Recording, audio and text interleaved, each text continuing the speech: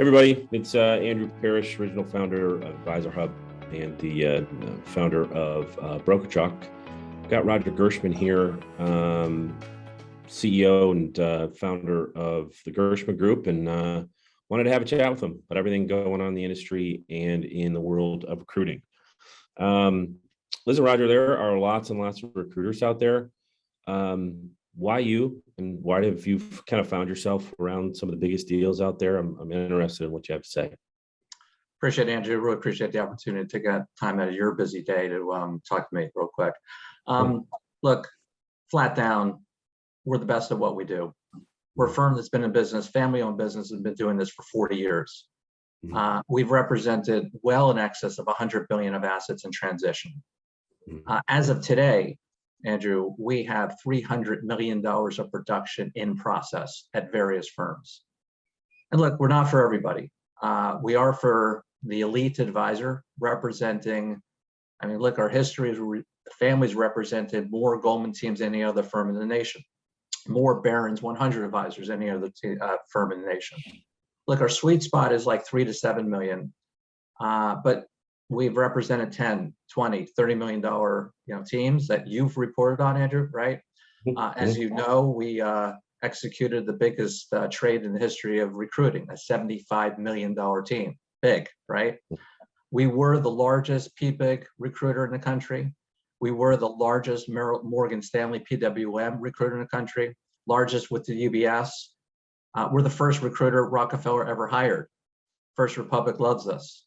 And now we're one of the biggest players in the independent space. So look, it's less about moving, but and how we counsel advisors, but our fingers to the pulse, similar to how your fingers to the pulse, Andrew, about what's going on, who's moving where and what and why, who's getting paid what and why. And it's less about moving, more about keeping people informed. There's relationships we've had for literally 40 years and they've never moved. That's okay. But also when it comes down to it, if we're not like your typical so-called recruiter who pushes a single firm, Right. We don't care, right? Whether or not it's Morgan Stanley or UBS or Wells Fargo or RBC or Raymond James or Rockefeller, First Republic, or now Independence, we have no, we don't have any favorites. Yeah, we have an opinion, but no favorites, and we'll push one firm versus the other.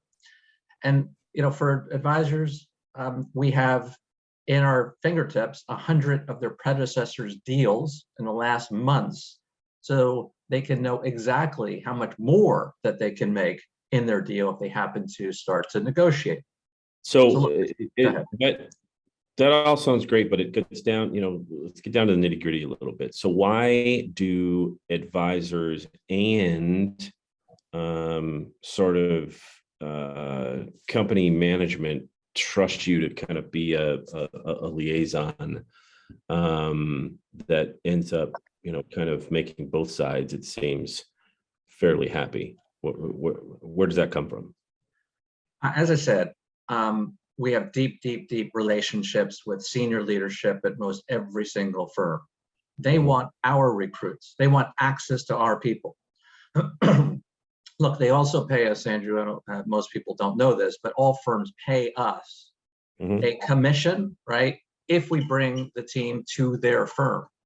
Well, they all pay the same thing. Take zero out of an advisor's paycheck, right? Arguably, we're able to get 30% more. So these firms want to work with us, right? They want our candidates. They think their firms are the best.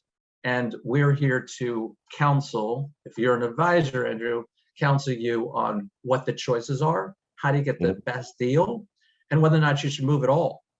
Right. So look, go ahead. The question that I get and have wondered myself at times, if you're a uniquely qualified advisor, why use a recruiter at all? What's the, I'm sure that question's been asked 1,000 times, but really interested in your thought process on that. What do you tell, a guy that's doing $4 million? What do you tell him when they ask that question? Advisors can do their own deal all day long. They know the business. They know roughly the valuations out there. They have a decent idea of platforms.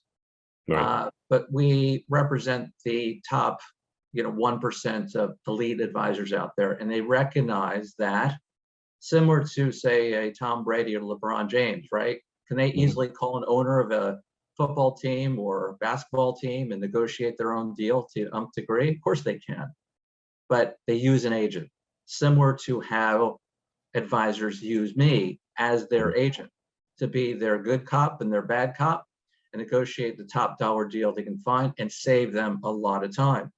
Look, it's the same reason also why advisors tell their clients not to use Schwab or Fidelity, right? To manage their own assets, right? It's Yeah. hard, take considerable know-how. But guess what? Clients, yeah, pay advisors a premium to manage their money. Well, Mhm. advisors don't have to pay us a premium. In fact, we're making them 30% more of a premium. So Right. that's the difference. What do you, what's kind of the hot button issues right now? What's happening right now that, advisors kind of need to know about? What's going on in the landscape? It's, as you kind of know, Andrew, right? You report on this a lot. There is so much movement. It's an unprecedented environment. Mhm. Why? For multiple reasons, but we are seeing record transitions of teams of 100% of assets moved in a very short period of time, like 1 month, 45 days, 90 days. And no longer is it the 6 to 9 months of really hard work. And who knows, you bring over 100% of your assets and it's really hard. Times have changed. Why? Well, up until recently, the markets, clients are really happy. And it's been a 12-year bull market run. So we got sticky clients who are really happy. Mhm. You have the pandemic. Clients don't want to talk to anybody new or meet anybody Right. new. So clients are sticky. Technology is gone so fast in the transition of DocuSign, like there's some, and the technology behind it. And these firms put on like armies of 10, 20 individuals that all they do is transfer in assets. There's firms that will take an account with no driver's license, no statement, no voided check for HCH. So we're seeing record transitions and record deals. Well, guess what, Andrew? We all Mhm. know it's going to change. I don't know what's happening. Maybe it's the market, but things will change, unfortunately. Yeah. I've gotten a couple questions as we've been on here today from folks that are listening. Let me share a couple of them with you. One, got a guy, he's 56, been in the business, about 20 years, 6 million in revenues with a couple of partners.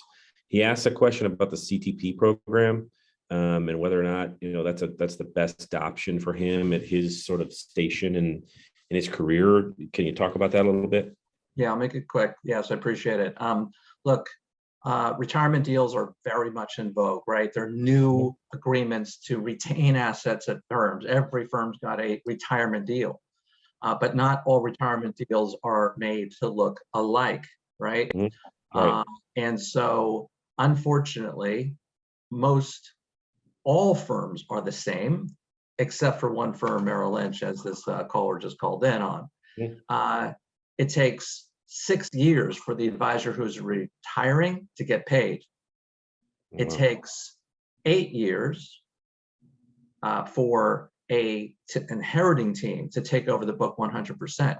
Comparatively to, say, Morgan Stanley or other firms, which are very standard, it takes 4 years for the retiree to get his or her money and 4 years for the inherited book to take it over. Vastly different. It's just a mentality of Merrill versus the rest of the street. Got it. What if, an advisor really has no interest in moving? What reason would they have to have a conversation with somebody like you? Perfect. Reason is, Andrew, I spent 25 years as an advisor myself. I worked at H&Q and UBS and sold my business in the independent space. We're here to not tell you to move. We're here to actually, moving is a pain. And we don't recommend it, frankly, Mhm. unless you're really unhappy with your firm, right? So if you have no interest in moving, most of our conversations are not about moving, but about what's happening, who's moving, who's paying what and why, what's my Yeah. value today, what are options, right? That's Okay. why they should have conversations with us. Yeah, I got one last specific question because I'm pushed for time here.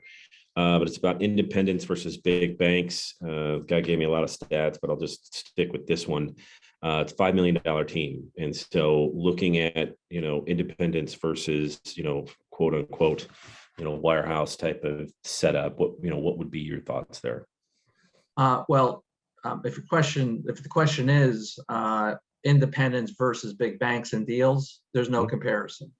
A $5 million team today can get roughly $15 to $17 million in total package between front ends and back ends, the back end hurdles, but you're locked up for a 10-year partnership deal. You're beholden to the firm. You've got typical payouts taxed fully, right? Mhm. Comparatively, you go independent today, Andrew, you got a $5 million business.